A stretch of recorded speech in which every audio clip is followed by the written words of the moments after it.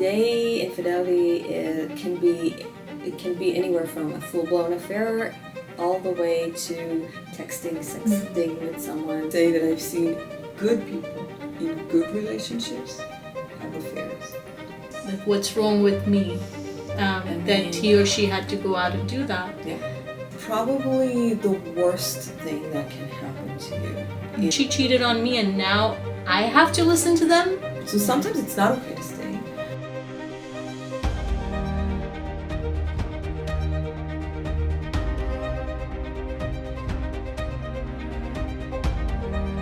Did you know that around 20 to 40% of marriages experience infidelity at some point? Yet, a lot of couples decide to rebuild rather than walk away. Welcome to the Sharma Show. I'm your host, Sharma, and today we're going to dive into the complexities of affair recovery. Our guest, Idit Sharoni, is the creator of the Infidelity Recovery Program, It's Okay to Stay, and the host of the podcast, Relationships Uncomplicated. If you enjoy the show, please don't forget to like, share, and subscribe. Let's dive in. Idit, welcome to our show, and it's such a privilege to have you here today. Thank you, Brenna. Thank you for inviting me. So let's start with the basics. Infidelity is described differently by different people. Mm-hmm. What does it really mean to you? To me. So infidelity is a different word for betrayal. And when I think about infidelity in the context of relationships, because betrayal can happen in different situations, right? But when I think about it in the context of romantic relationships, I think about it as engaging with someone outside of your marriage, if this is a marriage or a committed relationship, and if it's a monogamous relationship, then you have two people who are committed to each other, and then so one of them, both of them, engaging with someone outside. And today, I mean, years ago, betrayal was mostly affairs, right, between men and women. Today, infidelity can be anywhere from a full-blown affair all the way to texting, sexting with someone. So the variety has grown. I guess the people who engage in infidelity have changed. It used to be mostly men, and now it's women. The percentage of women is going up. Yes. Yes. I was reading about that, something called cyber infidelity. I think that's what you're referring to, is texting and sexting and flirting online. Right. Could be even something as small as liking someone's Instagram pictures, which I personally don't think, everyone, that's the thing, is it's the definition is so different to different people. Some people might be... It depends on a lot of things, and sometimes it's culturally dependent, and sometimes it is, like your own personality and what you would consider, for example, porn. For some couples, watching porn, one partner watching porn is not considered infidelity, while for another couple, it can definitely mean betrayal. So, yes.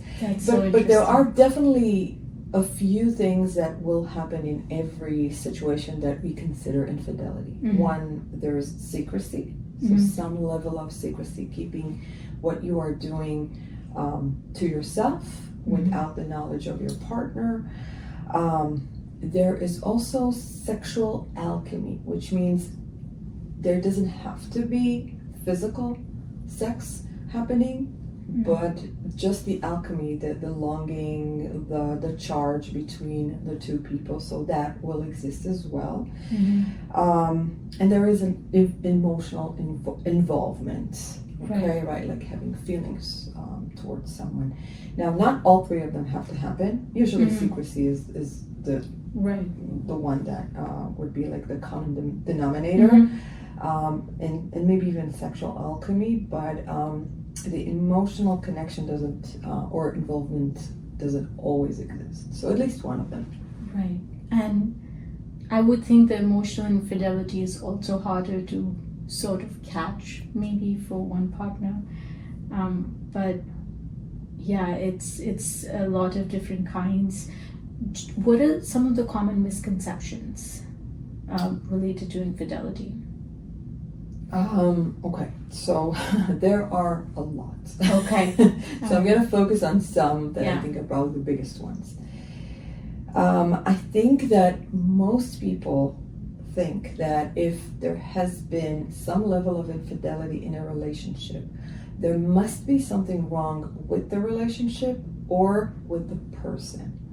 So you hear about your friend having an affair, or her husband is having an affair, and you think there must be something wrong in their relationship. They Right. must be so disconnected Or unhappy. or Something unhappy. like that, yeah. Or you might think, well, actually, they're being really happy, so there must be something wrong with him, Yeah. like his character flaw Right. or something. And sometimes it is the case. I'm not saying it's not, but the misconception is that this has to be the case, and we're, at least from my experience and a lot of research, we see that it's not always the case.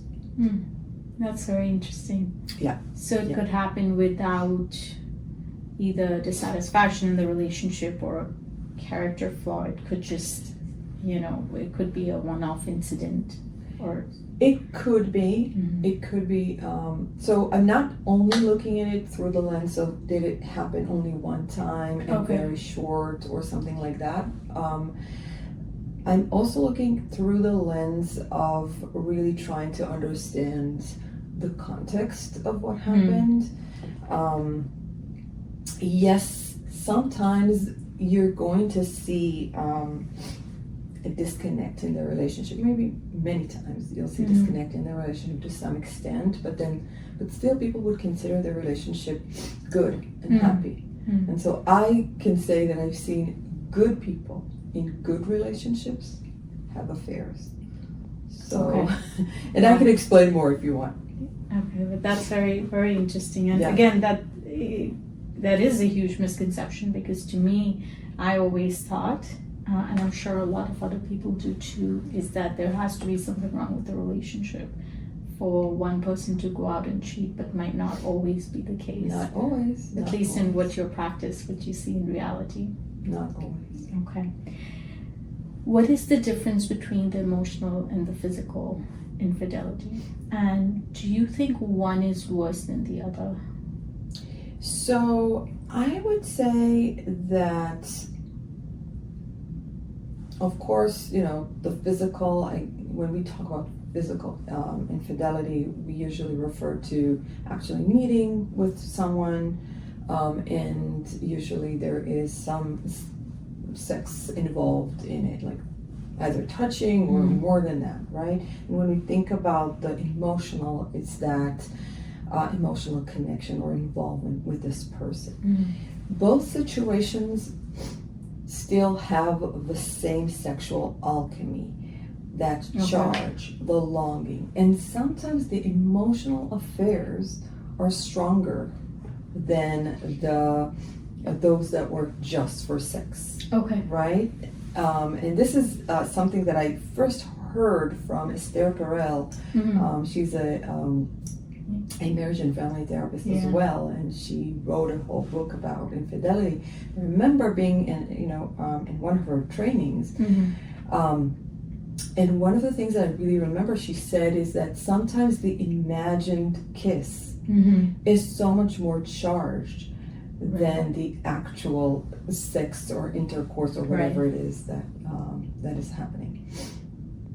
I need to sit with that for a minute, because I really never thought of it in that way.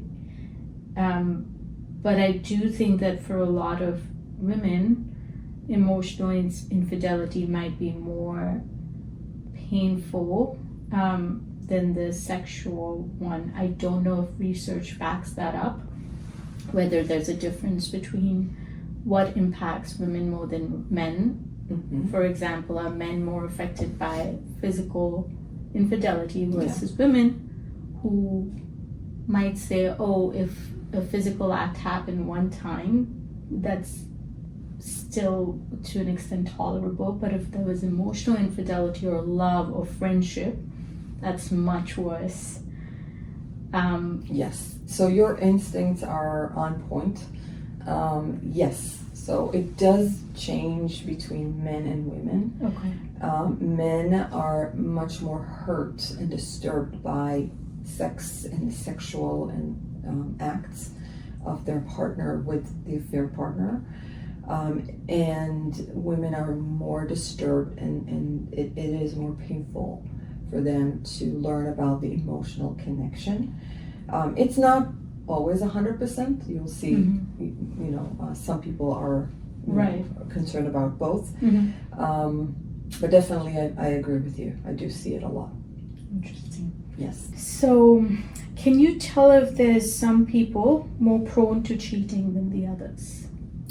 So, yes, there are definitely certain, I would say, mental health disorders that would make people more prone to cheating. Okay. For example, mental health disorders that include superiority, grandiosity, with impulsivity. For example, narcissistic personality disorder, where there is grandiosity and a sense of entitlement. So you will see more people, or I don't know if more, but people are more prone to being unfaithful. So when you are also with bipolar depression, the manic phase, people are more impulsive and they can become hypersexualized. And so these situations will make people more prone. It's not to say that bipolar people who are bipolar or have narcissistic personality disorder will for sure engage in infidelity. Absolutely not. They're just more prone to it.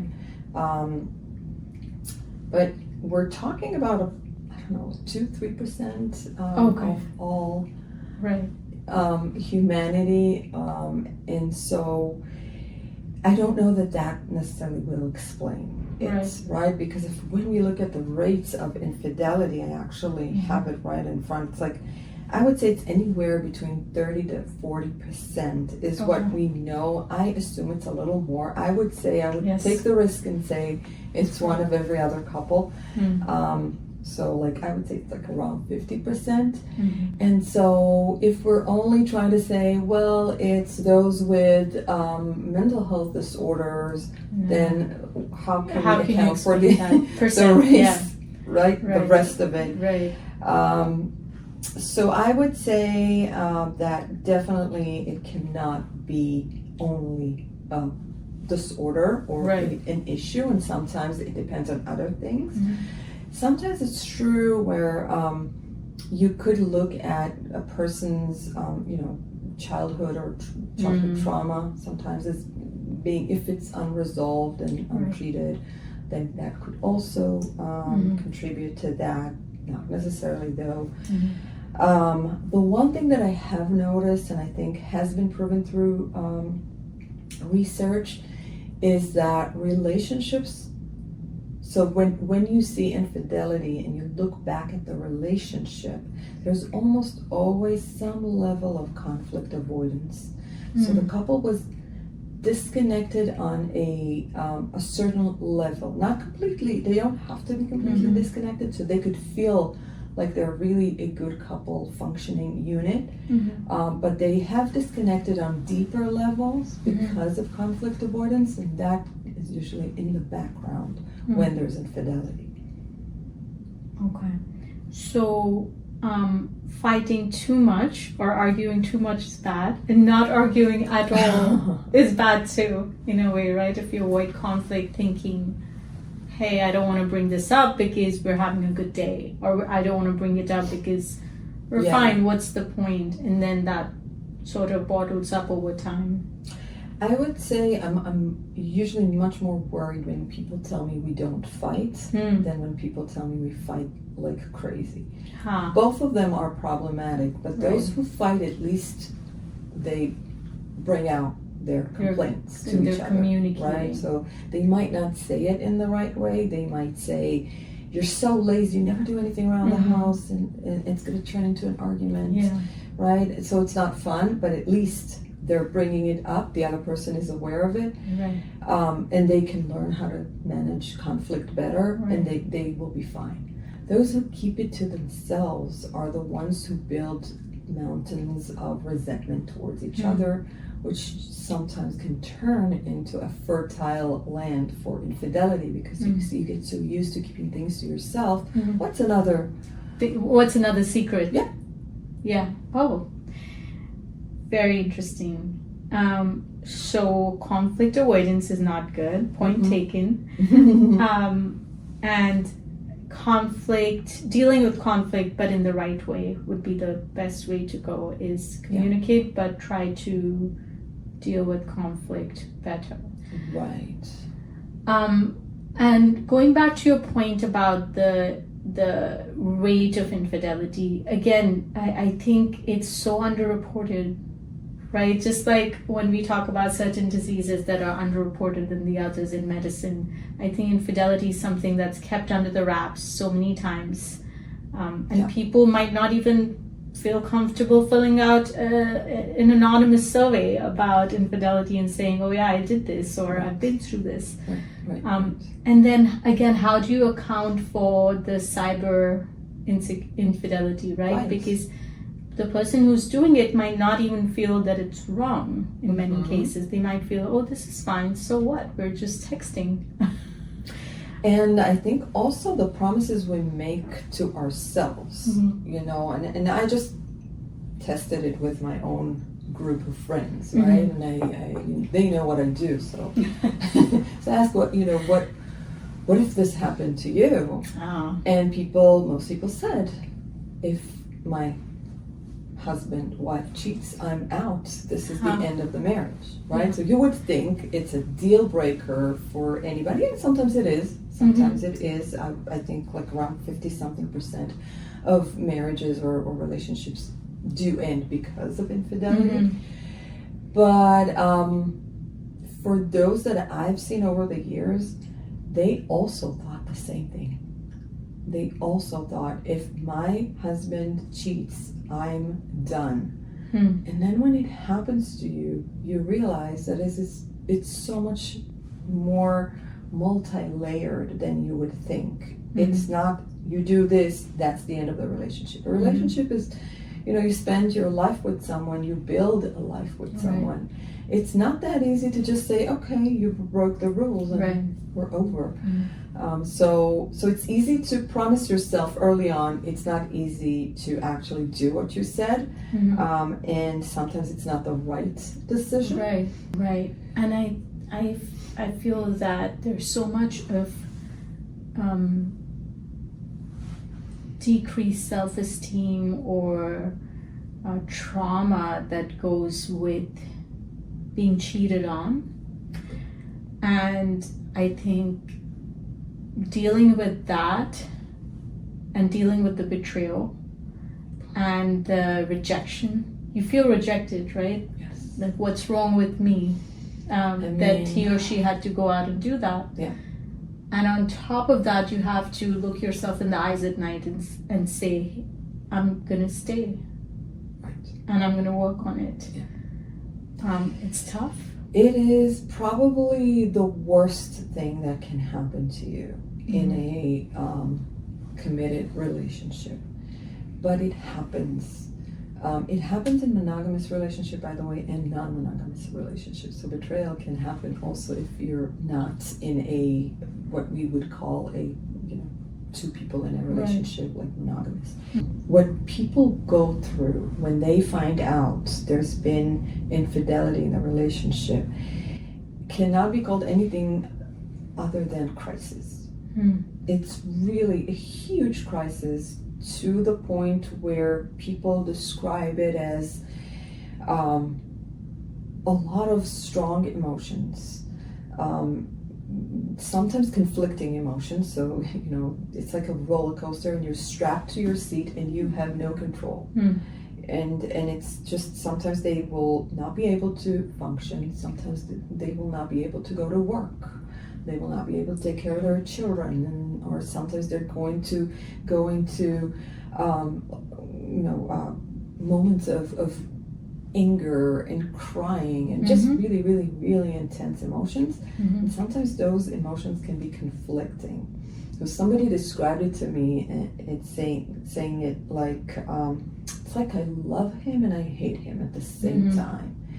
It's like I need a hug and get away from me at the same time. So it's crazy. It's really crazy making what people go through. And then you think it's only the hurt partner that is experiencing all of this crisis. But in many situations, or at least the ones that I've worked with, it's a two people crisis. So when you are like this, you are basically, your partner that was unfaithful to you is sucked into that, and they're going through this with you.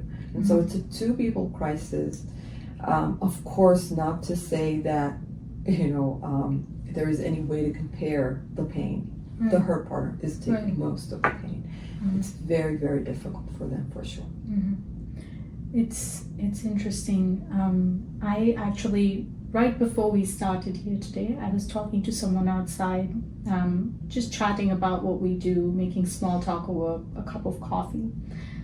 And he asked me what I do, and I told him I'm, interviewing a relationship therapist today who deals with infidelity. And he said, "Oh, why do you think my marriage ended?" And he's a single dad. And I was just like, this thing is so common. Yes. Maybe people don't talk about it as much, but it's just everywhere. It could be men, women, either ways.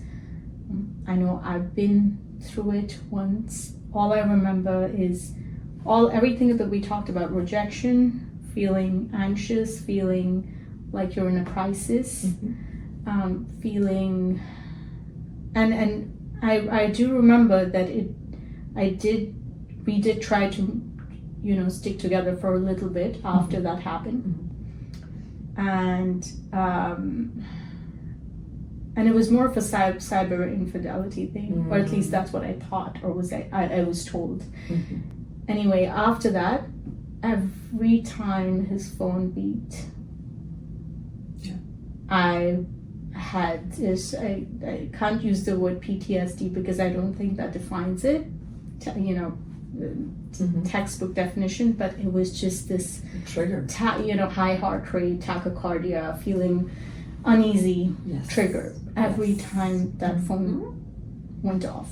Yes, and sometimes it's so difficult to live through something like this, and if you don't know how to heal properly, because people think time will heal, we'll just stay together, hopefully we'll be able to put it in the past and look into our future together.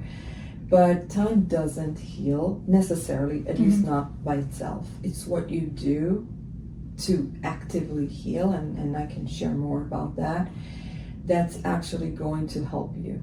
And so if you're allowing time to pass and you're kind of hoping that this will go away, I've worked with couples who are 15 years and sometimes even more after the betrayal, and they're still in the crisis. They are still triggered just like you are. You were, sorry. By phone, by movies, by songs, by restaurants, by doing sex. I mean, anything that reminds them of anything. And yes, whether it's an actual thing that happened, like they actually see the place, or an imagined. So this can really attack you anywhere, everywhere, anytime. And at some point, after 6 months of that, it will become PTSD. So we talked about the effects of infidelity on the person who's been betrayed. What about the effects on somebody who did commit the betrayal, meaning the person who cheated? Right. So most of the couples that come to see our practice are couples who are, number one, committed, who definitely wants to work on the relationship, the infidelity ended, and the one who was unfaithful is remorseful. Okay, and so that is the majority of the couples that we work with. However, there are countless couples where that is not the case. And so what the partner that was unfaithful is experiencing can be, you know, a lot of things. I can account for what my couples are experiencing. So many times they feel very remorseful. They feel often a lot of shame.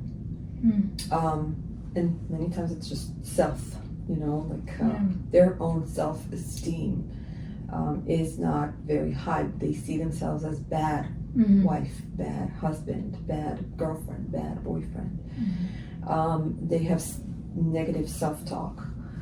And sometimes, not a lot, but sometimes they are traumatized by their own actions. That there's a lot psychologically that goes through even on the person who's cheating. Yes. Especially the ones who do love their partner and do want to make it work or had a happy relationship at some point. I'm sure there's, as you said, there's a bunch of people who do it and are not remorseful and are like, okay, I'm done. This happened because of a reason. I'm either fallen, you know, out of love with the person, or this was not working anyway, and then they just part ways. Yes, and it's, you know, and well, let's be honest, there are some people who are maybe, I want to say serial cheaters, but that's not even the definition, because it's not just the fact that you did it a few times. I've met couples where there's been multiple cases of betrayal. So sometimes it's not okay to stay in those cases, or when there is an abusive relationship. Sometimes it's really not okay to stay. But like I said, I don't know. I can't even tell you how often it happens, because usually these people don't come for couples therapy. And they're not coming to you. Exactly. The people who are coming to you are couples who do want to make it work. Might or might not, but at least there's that intent. They want to make it work, and they also are committed to you know, one is committed to being forgiven or working on this, and the other one is open to it to some extent. Just to digress from that a little bit. Sure. Do you see these affairs happen at work a lot? I do. Okay. Is that most of the cases, or no? So I think 80% of affairs start with someone you knew before, whether it's somebody you work with, a friend, a family member. So you would think that people go to bars to pick up, right? No. Affairs actually start with someone you know. It doesn't have to be a close person. It can be just an acquaintance, but yes. Most of them do. So definitely work situations are, I hear about them a lot. Yeah, they are probably the majority. Okay. So coming back to dealing with it in the thick of the infidelity, or thick of the emotions and everything that's going on, do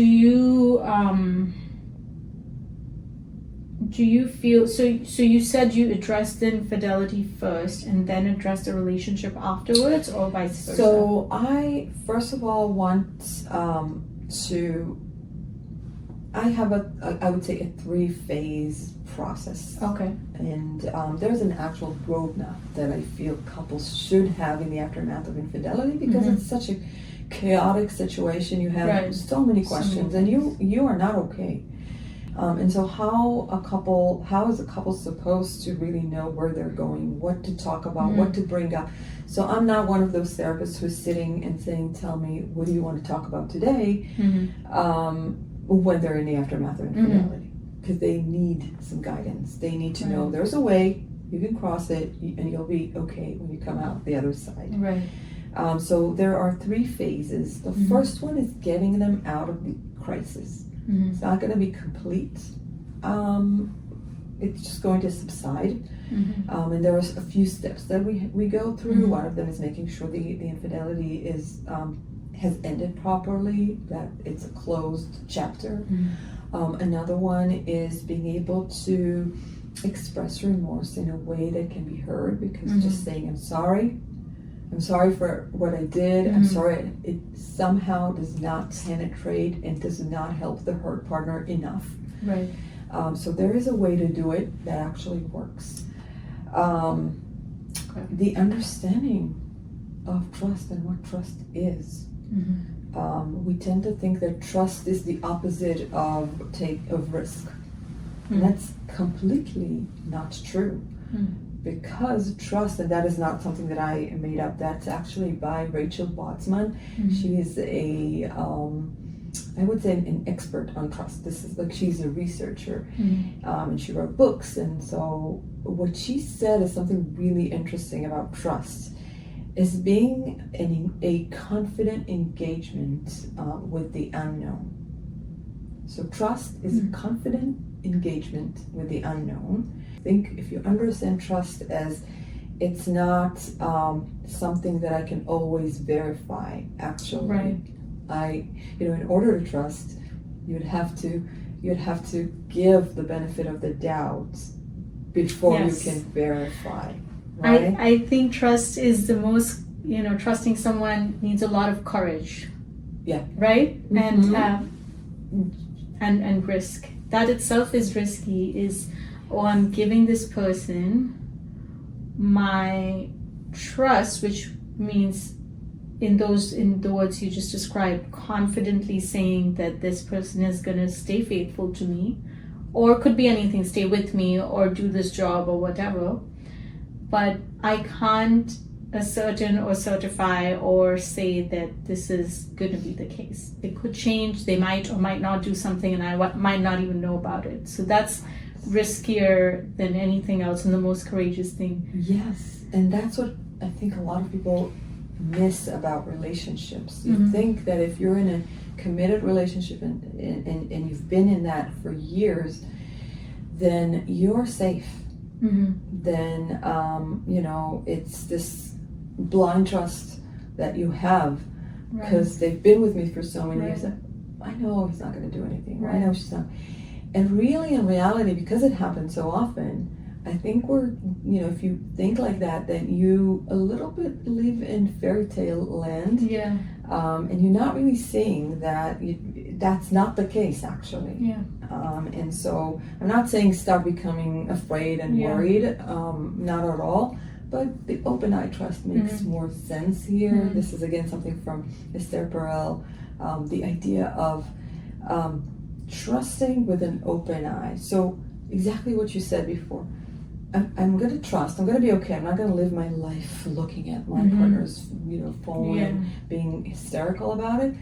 But I am going to assume that these things happen, and they can happen in every relationship to every person. Don't think you're immune, because the moment you think you're immune, this is where you lose touch with reality. Yeah.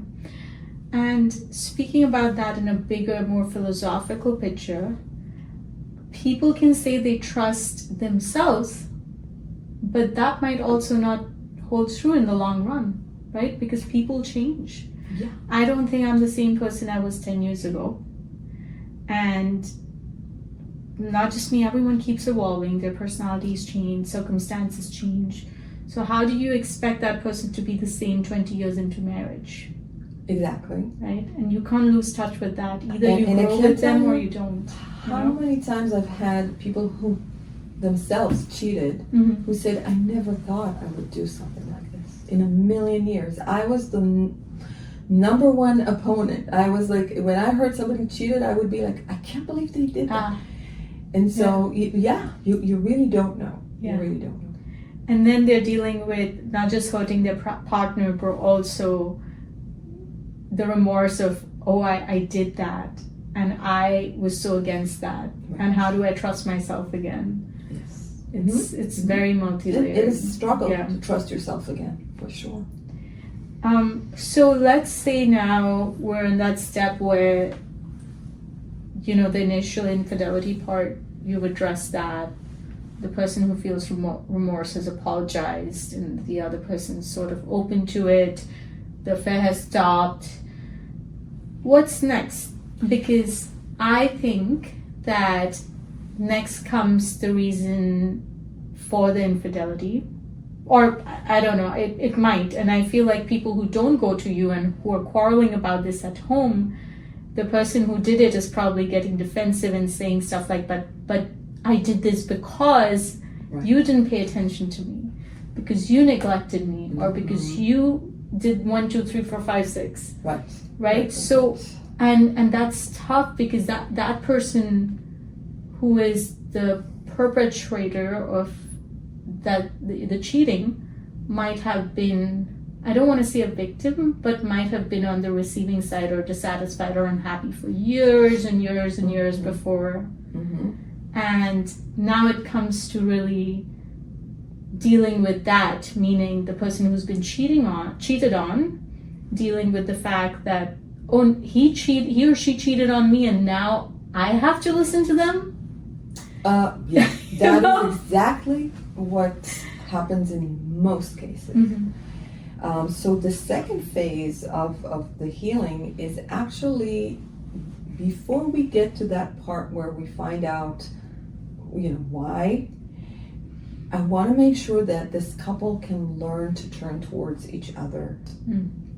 Where, okay, now you've been able to reconnect a little bit, you practice that a little bit.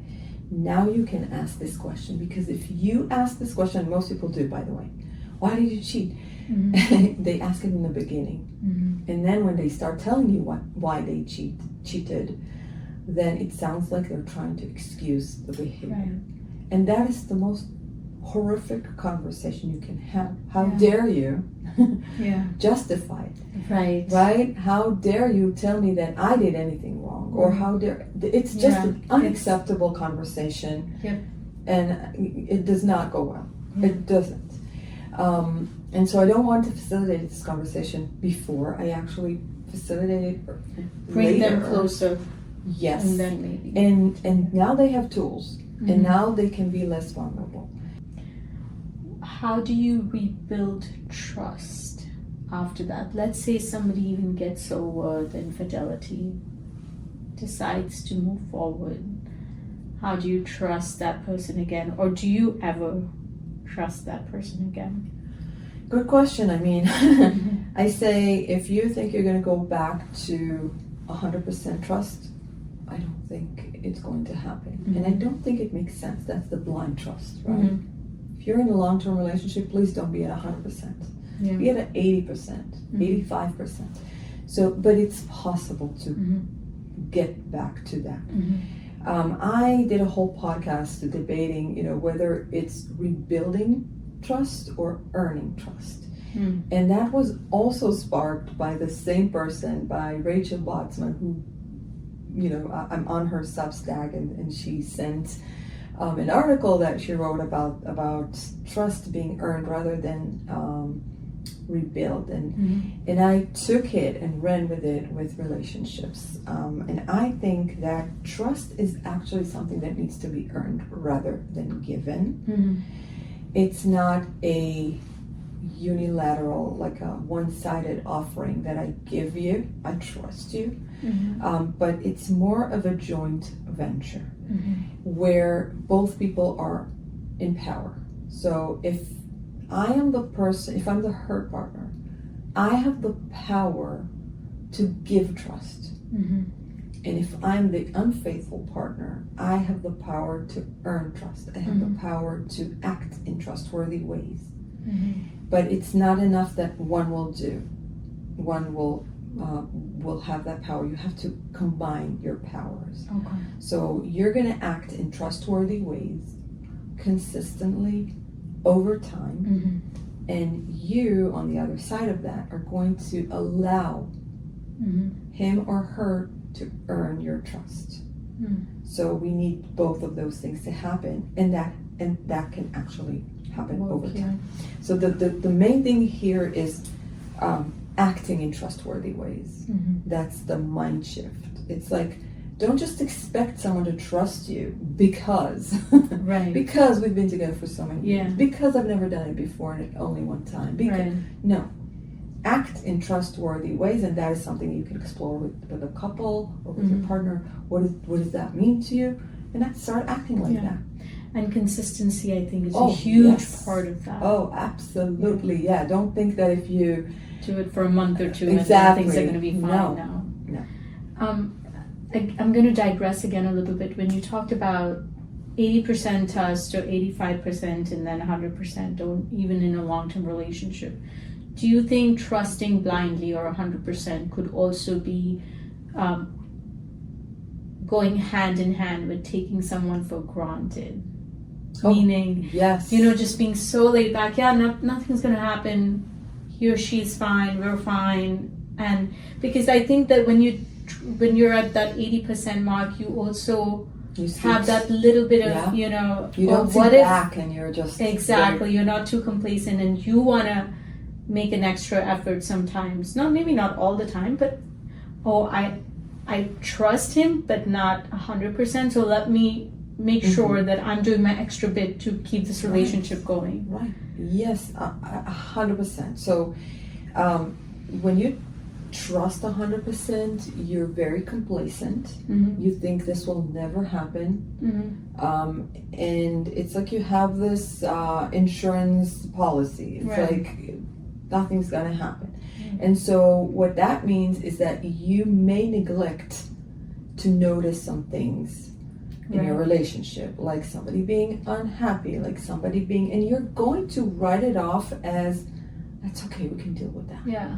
That's okay, I can do that. That's okay. Yeah. A lot of that's okay, along the way, and then being shocked when that happens. And also I think that we have like more in modern relationships, we have this idealization, like of finding the one person that is never going to do this to us. That is, which, I understand that in the first couple of months you can be, so enchanted by a person and see, but at some point, you have to realize that the reality hits and life happens and your relationship happens and a lot of other things happen along the way.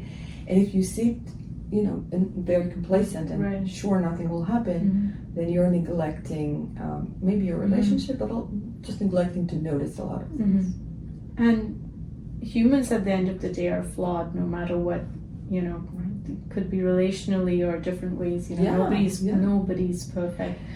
Not that I'm justifying or trying to defend anybody who cheated, but we have to accept that too. In a long-term relationship, is nobody's perfect. And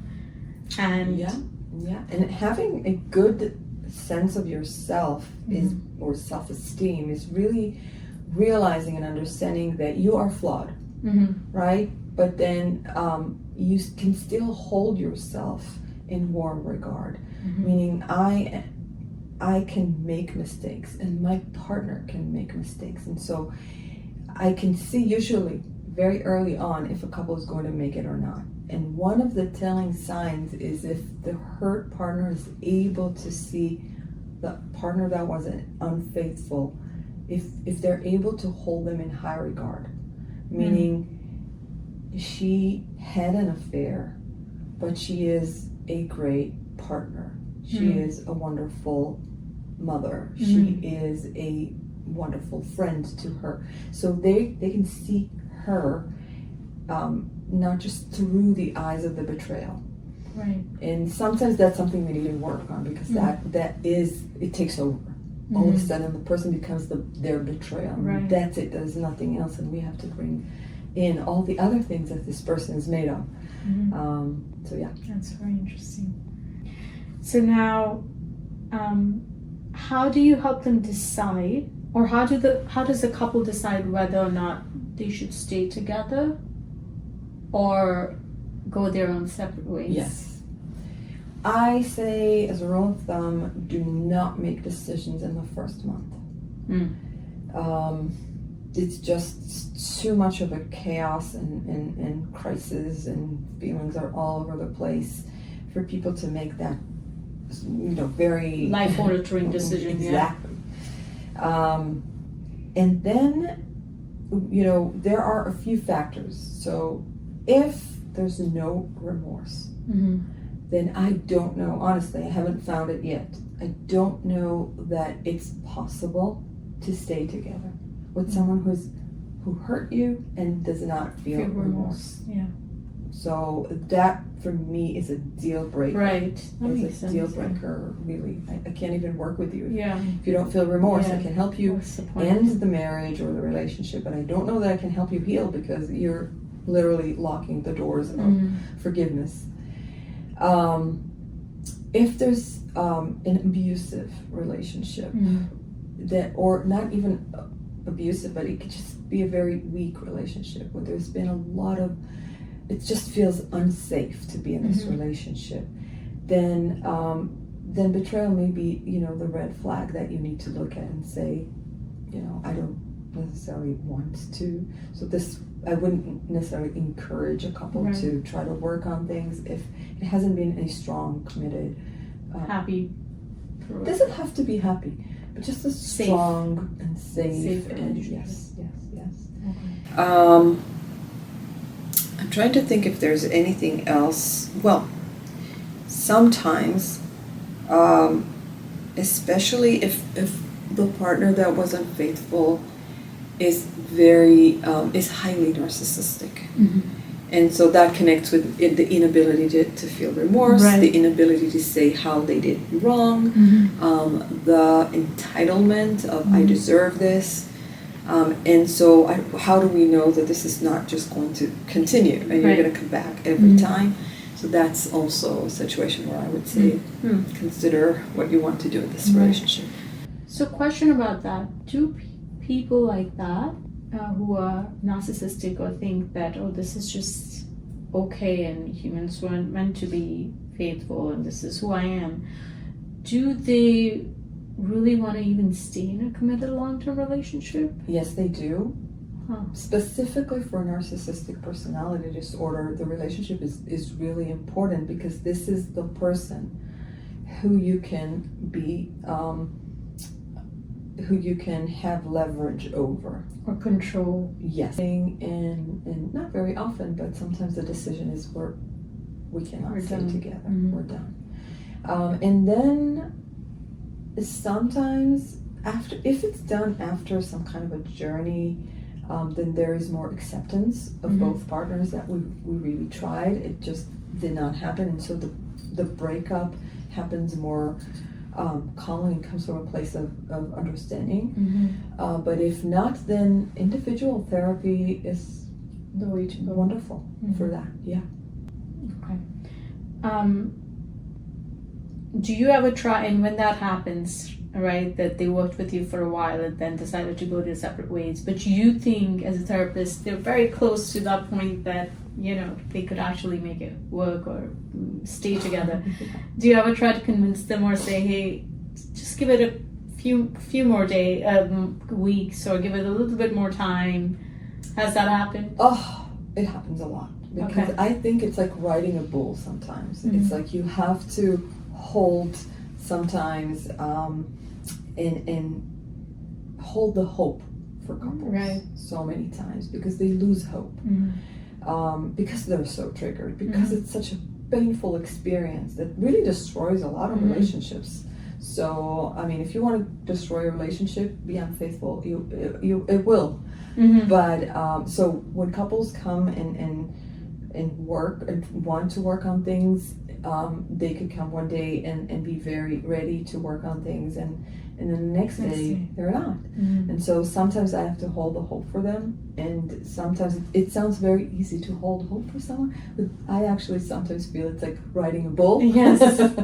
But definitely that happens a lot, and I feel more confident to do it because I am so experienced and I've worked with so many couples who have gone through something probably very similar to what they're going through, and so I can tell them, you will be okay. Yeah. And the flip side to that is, for the couple going through it, this is their first time they're going through it, right? And they don't really know if they're doing well, they're not doing well, are they on the right track? And obviously it's all very emotionally charged. It's a long process, not something that can happen over a couple days or weeks. So for them to get that positive reinforcement from someone who's seen this a lot would probably help them maybe hang on to it a little bit longer and think that, oh, we might be going somewhere with this. Otherwise, why would she tell us to, keep going? Actually, as you're talking, I'm reminded of one of my first couples. So I knew I wanted to be a couples therapist, but at the beginning of the road, I was very scared of infidelity cases. And you know how when you say you're scared of something somewhere upstairs, yes, they say, okay, let I'll me give you just send it some, to you. And then I started getting a lot of those 100%. couples, right? And so one couple came in. He had an affair with a coworker, and I think they were in their 50s. And they came in, and she was distraught, really, really, really crying nonstop. And I think I talked to them. That was like maybe in my first year of private practice, so I knew. And I've seen couples before, but that was a little new to me, like the whole idea of affair recovery. Yeah. And so she said, I made a list of some things that I want him to do, and I wonder if you have a roadmap or a list or something that we can follow so we know how we're healing. And being fresh out of therapy school, being taught that therapy is not about a script. Right. It's not about a roadmap it's like, not at all. I come back and I say, listen, this is not a lesson, we're going to talk about whatever you need to talk about. It's an open space, all the psychobabble, right, that we're taught. And then the following week, he comes back, she does not. He walks in alone, and I was like, is she going to join us later? He's like, no, she's not coming back. And I said, why? And he said, because you said you don't have a roadmap. And in that moment, I had no idea, and I just thought to myself, he just understands therapy. Right. But then, I don't remember exactly when it happened, but like a little after that, I realized, wow, I made a mistake.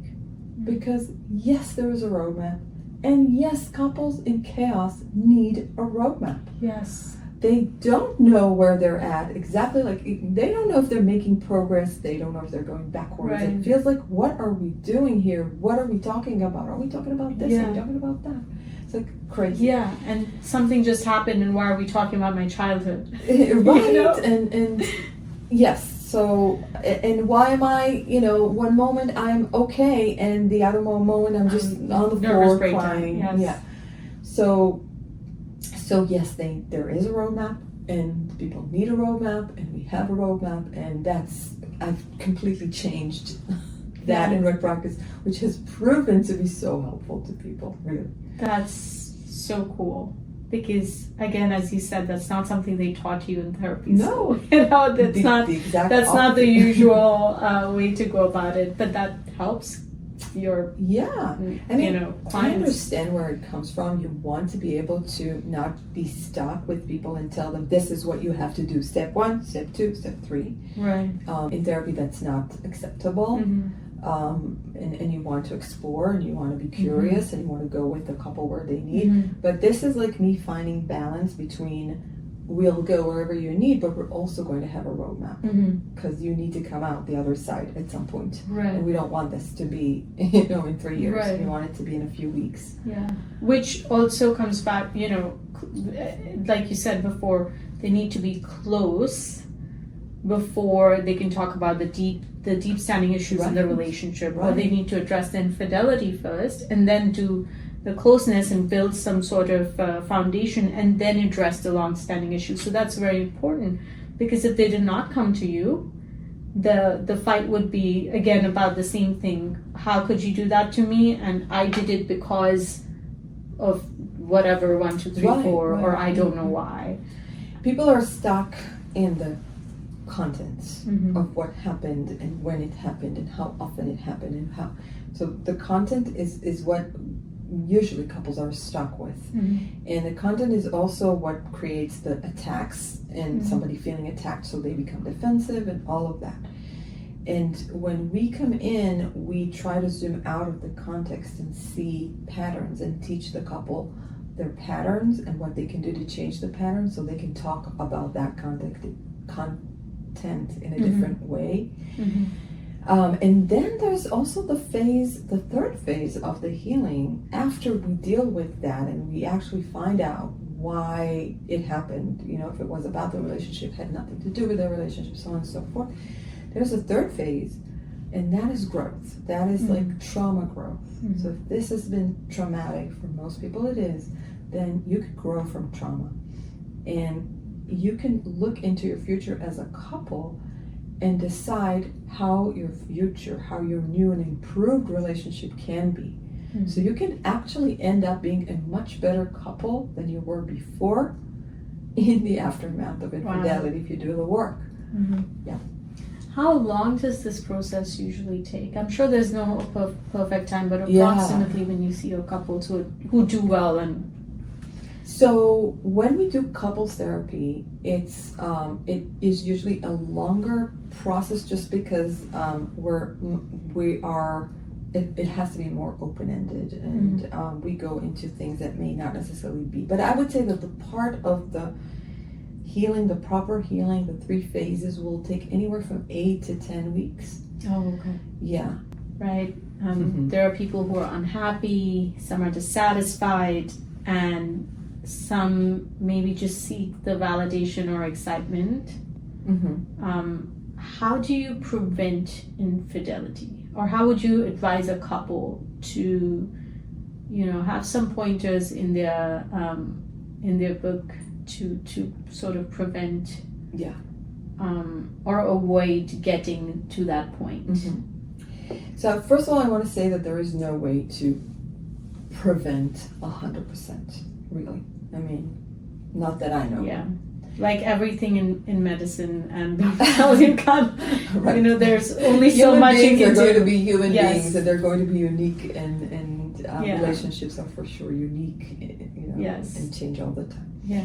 So with a lot of moving parts, definitely there are some things that can still happen and that you can do to make sure that you are less prone to affair.